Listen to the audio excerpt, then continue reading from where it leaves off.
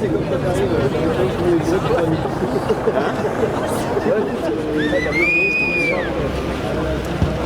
Alors, comment ça se passe? Là, c'est réglé.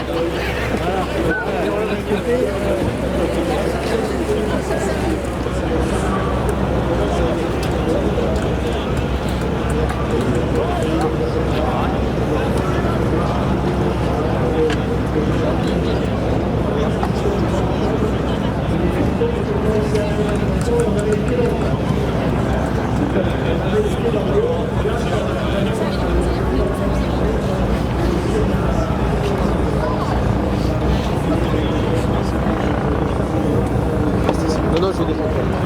C'est juste que là, ils vont nous voir.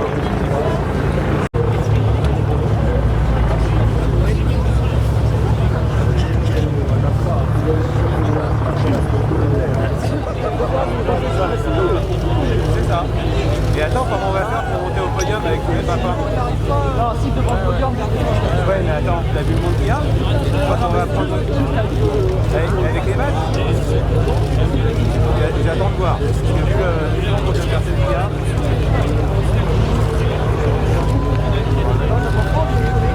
Ah non, c'est sûr.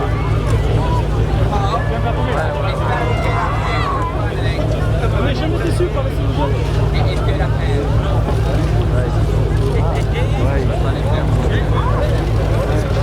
Est-ce qu'on peut mettre des jeunes blancs? C'est vrai.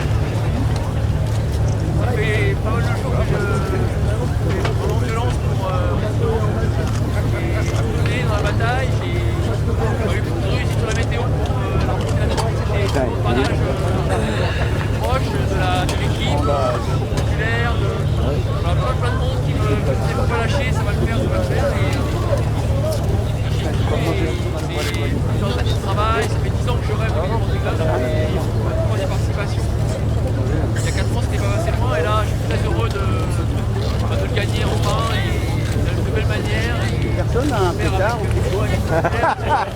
Pour le fumer ou...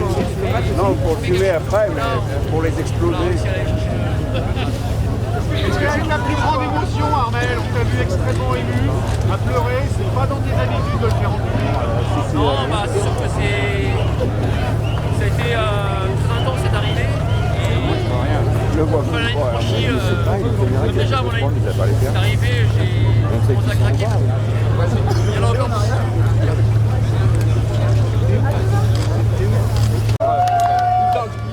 Je voulais remercier quand même aussi toute mon équipe parce que j'en ai parlé, mais aussi mon populaire, on est allé chercher cette victoire tous ensemble. Ça fait des grands de travail, on a pris ce beau bateau tous ensemble en France, en Bretagne, et on est prêt à avoir des fois d'entraînement un peu confinés.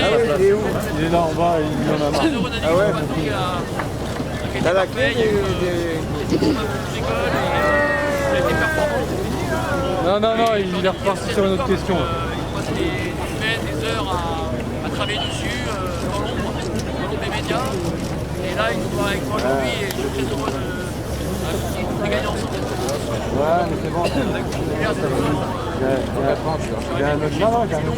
On n'a pas les iPhones. Ah ben non, c'est pas mis de côté. Attends. C'est trop froid, ils ont pas les autres. Bah, je suis très heureux d'avoir battu. Elle est à la niche. C'est vrai que c'était un beau match France-Sénégal, un peu de rugby. Joli ça. On est perdu sur 3 points.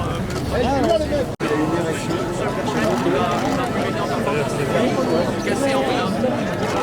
Chez moi, une pièce qui tient la poêle en tête de plat. Je peux plus utiliser sa poêle depuis le premier.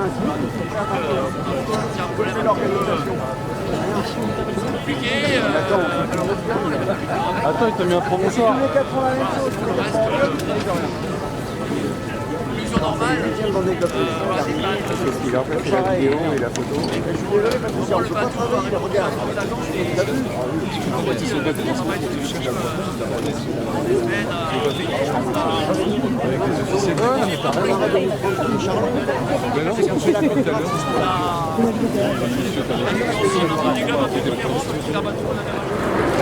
bateau, ça va faire du bien.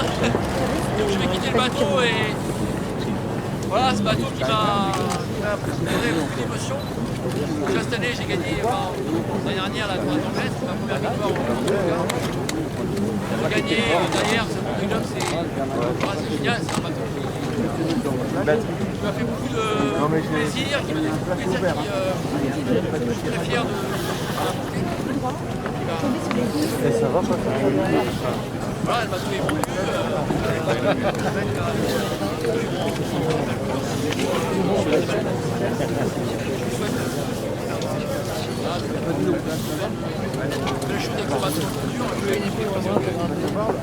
Il y a un lien amical, fraternel, que j'ai fait. Ouais, on se parle, en fait, on est avec on soigne du bateau et le bateau. Et les perches, ça commence, c'est bon les perches.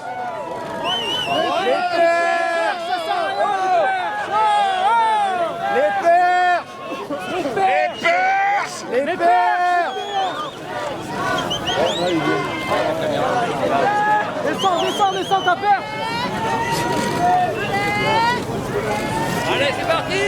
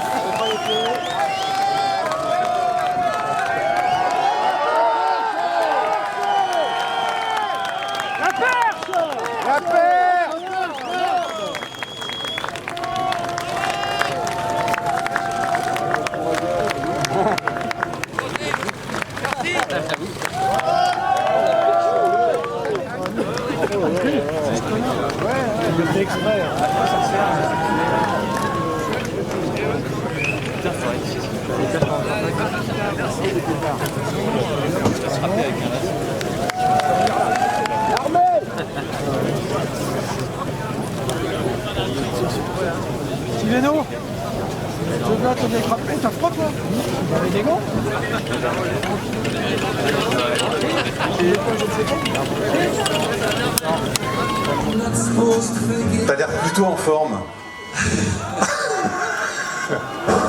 Ouais.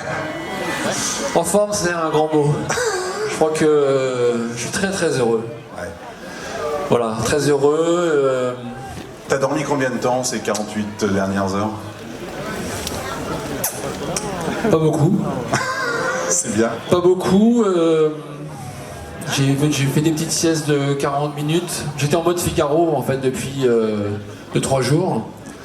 Je voulais rien lâcher. Je savais que c'était bien parti. J'étais devant, mais comme la ligne d'arrivée n'est pas franchie, il peut tout arriver. Et je voulais pas rater ça. Donc je me suis battu et effectivement il n'a pas fallu chômer sur le bateau, il fallait être concentré et le sommeil c'était un peu compliqué. Mais bon, heureusement cette nuit j'ai quand même un petit peu dormi.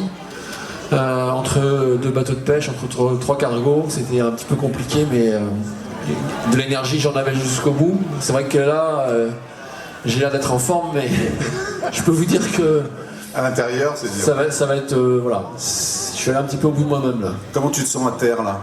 Ça va? Ça tremble un peu. Ça tremble un peu, ouais. Ça tremble un peu, ça fait bizarre de plus être sur son bateau. Ouais, surtout ça fait 74 jours. Je n'ai même pas compté, je comptais même plus les jours à la fin. Mais c'est vrai que ça fait bizarre de retrouver la terre, de retrouver tout le monde, de retrouver la vie qu'on connaissait en partant. On vit sur son bateau, c'est une vie un peu spéciale. Faut aimer ça. C'est pas toujours facile, mais on s'habitue, on se fait mal, et puis voilà, moi j'étais là pour la bagarre, j'étais là pour la gagne, j'avais dit, donc ça n'a pas été toujours facile, mais je me suis accroché, et puis c'est vrai que quand on retrouve d'un coup, hein, c'est assez brutal, hein, parce qu'en quelques minutes, en quelques heures, voilà, mais c'est génial, c'est génial. Tu pensais quand même pas qu'un jeudi soir, même par -10, il n'y aurait personne? Non, non. Regarde. Ah bah j'étais sûr et certain qu'il y aurait plein de monde, ça il n'y a aucun doute. C'est de pouvoir échanger à la VHF comme ça, et de retrouver un peu le contact humain. Et puis au fur et à mesure les bateaux sont arrivés, tout à l'heure il y avait de plus en plus de bateaux, à la fin c'était même c'était un peu la pagaille sur l'eau, mais c'était une super pagaille. Et puis on a attendu un petit peu parce que la mer il fallait qu'elle remonte. C'est vrai qu'on avait froid, mais tout le monde était content d'être sur l'eau, je crois, et moi le premier. Et puis on a fait cette superbe remontée du chenal qui enfin, il y avait personne avant moi, donc ça c'était bien. C'était bien. Tout à l'heure, sur la ligne d'arrivée, tu as embrassé ton bateau. C'est toujours une belle image, c'est très émouvant de voir un skipper avec son compagnon de route l'embrasser comme ça. Lui, il n'a pas du tout dormi, il s'est pas reposé pendant 74 jours. Il paraît que tu as eu un petit pépin, j'ai lu ça ce matin, le 13 décembre. Qu'est-ce qui t'est arrivé sur le bateau? Parce que tu nous as tout caché. Dis-nous tout maintenant. Tout va bien à bord de Bain Populaire. Ouais, ça, bien sûr, ça. Non, mais effectivement, 13 décembre, j'ai eu un problème sur une voile, en fait, le génois, ce qu'on appelle le J1, c'est la pièce qui tient la voile en tête de mât, c'est ce qu'on appelle un hook, à casser. Suite à un problème de malconception, voilà, le fournisseur a fait des mauvais calculs, et malheureusement, ça a cassé, du coup on a mis un petit peu de temps déjà à comprendre, et puis ensuite ça m'a un petit peu gêné parce que j'avais une voile que je ne pouvais pas utiliser.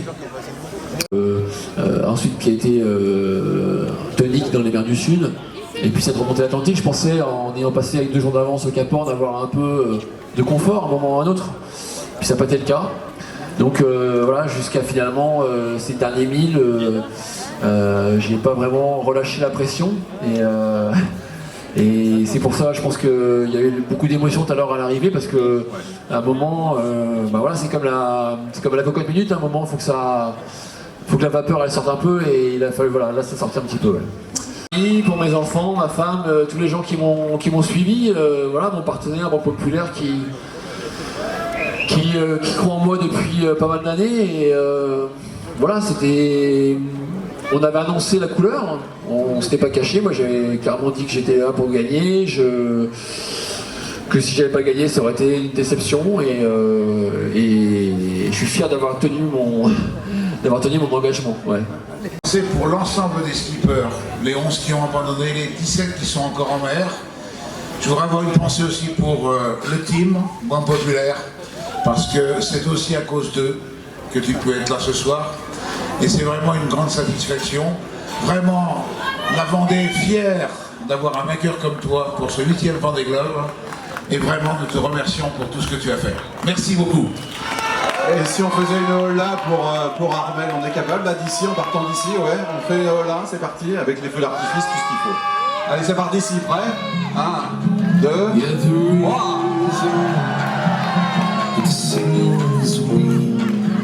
Parfait, 1, 2, 3.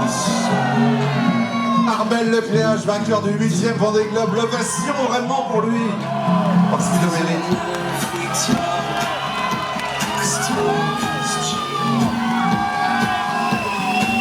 There's so much behind say the needs me. I know I'm not supposed to think about you.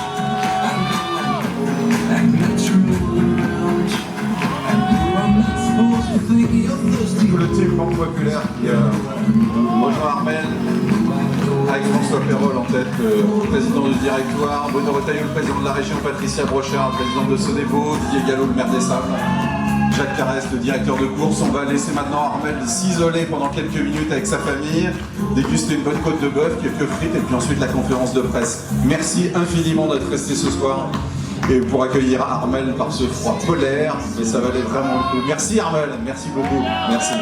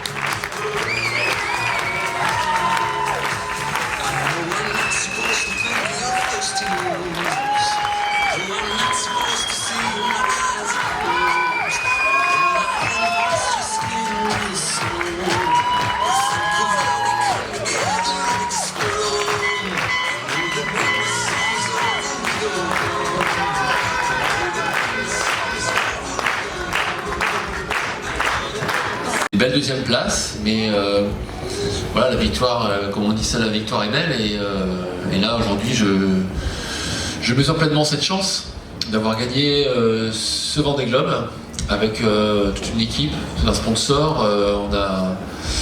On s'est donné les moyens, c'était l'objectif clairement annoncé. Et très heureux d'y arriver aujourd'hui. Et c'est sûr que l'émotion, elle est présente parce que ça n'a pas été simple. C'est sûr. Loin de là. Bon Armel, on a eu une petite vidéo de Jean Le Cam qui te félicite, on a reçu ça à la rédaction tout à l'heure et puis c'est très drôle parce qu'il disait voilà on a perdu Trafalgar mais on a gagné cette année le Vendée Globe contre la Britannique.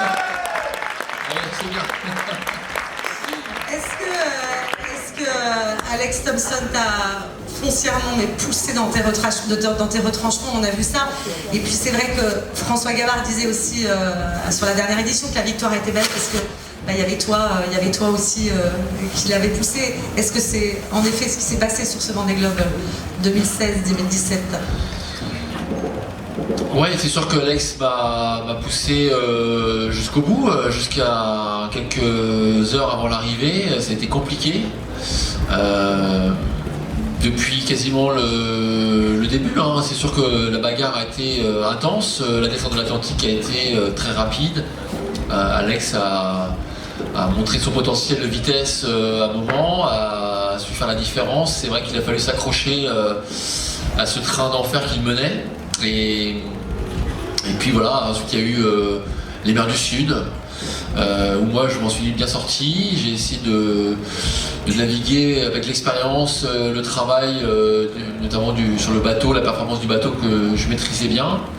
Ça a porté ses fruits, on s'en est bien sorti, on a réussi à sortir avec 2 jours d'avance au Cap Horn.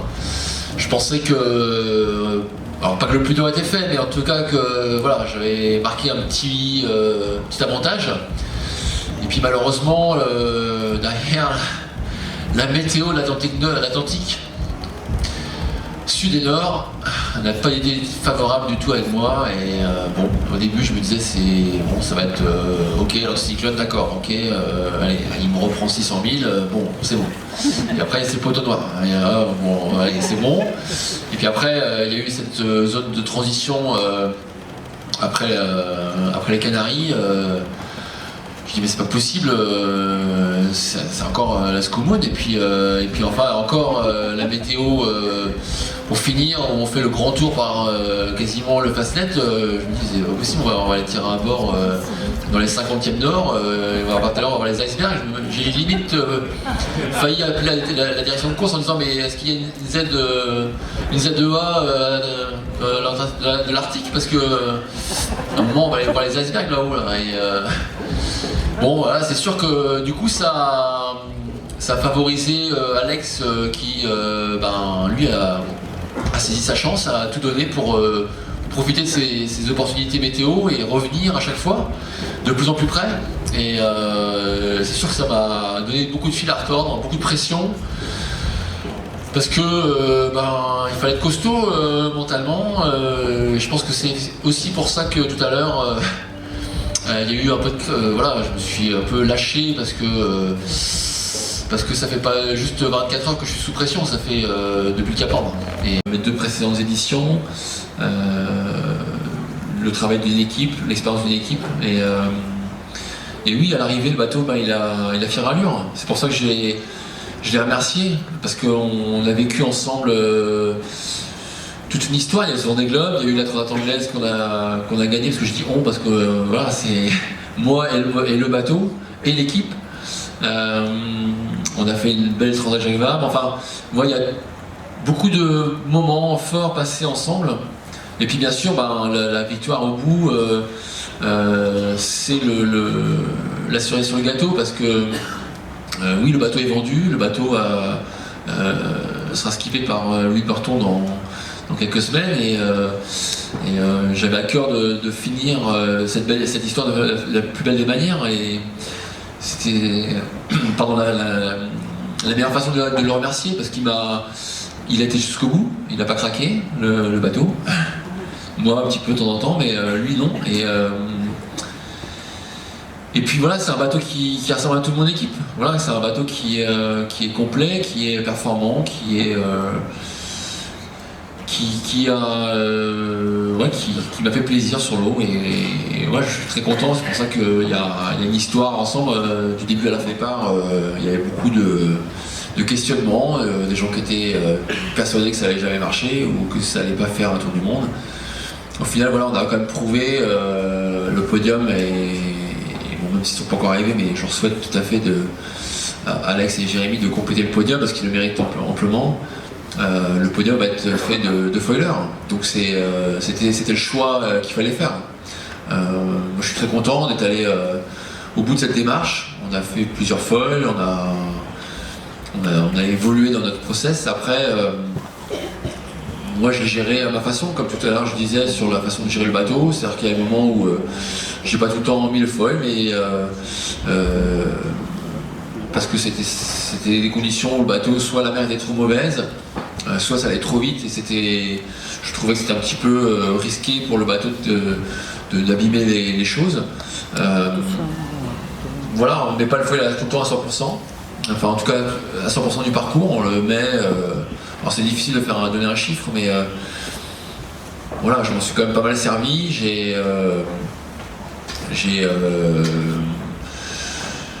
quand il fallait mettre le petit coup d'accélérateur au moment, je m'en servais vraiment bien, quoi. Voilà. Et je pense qu'il y a eu des moments importants sur le parcours où il fallait appuyer un petit peu sur le champignon, remettre une petite couche par rapport à l'adversaire pour montrer que on va pas lâcher le morceau. Je pense que finalement là où j'ai peut-être été un peu plus, où j'ai un peu plus attaqué plus, on va dire, avec le foil. Dans ma manière de naviguer par rapport à avant, c'est sur quand Alex bat le record des 24 heures, hein, où moi j'étais devant lui, je savais qu'il allait un peu plus vite à cette heure-là, mais je voulais pas qu'il me reprenne trop de mille. Donc là j'étais sous foil tout le long, alors que peut-être si j'avais eu 300-400 000 d'avance, peut-être qu'à un moment j'aurais peut-être remonté le foil, mais quitte à perdre 20-30 000, c'est pas très grave. Mais bon là il fallait pas les perdre ces 20-30 000, donc là j'étais à fond dessus, et puis c'est passé. Et au final, voilà, j'ai pas battu le record des 24 heures, mais j'ai pas perdu non plus 100 000 sur ce tronçon-là. Au contraire, ça s'est plutôt bien passé.